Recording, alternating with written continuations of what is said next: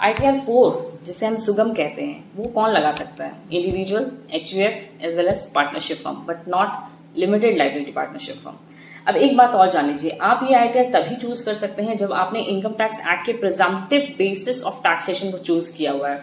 इस स्कीम के अंदर 3 सेक्शन आते हैं, 44 AD, ADA और AE। अगर आप इन तीनों में से कोई एक सेक्शन को ऑप्ट करके टैक्स दे रहे हैं प्रिजम्पटिव बेसिस पर, तभी आपको ये ITR 4 लगाना चाहिए।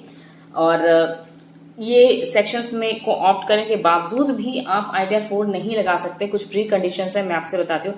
अगर आपका टोटल इनकम जो है वो 50 लाख को एक्सीड कर रहा है, अगर आपका एग्रीकल्चर इनकम 5,000 से एक्सीड कर रहा है, अगर आप किसी कंपनी में डायरेक्टर हैं, अगर आपका कोई फॉरेन इनकम आता है, या किसी फॉरेन के बैंक में आप ऑथोराइज सिग्नेटरी हैं, या फिर आपका लॉटरी इनकम इनकर हुआ है ड्यूरिंग द ईयर में, या आपका एक से ज्यादा घर से हाउसिंग रेंट या इस टाइप का इनकम आता है, अगर ये सब में से कुछ भी आपका आ रहा है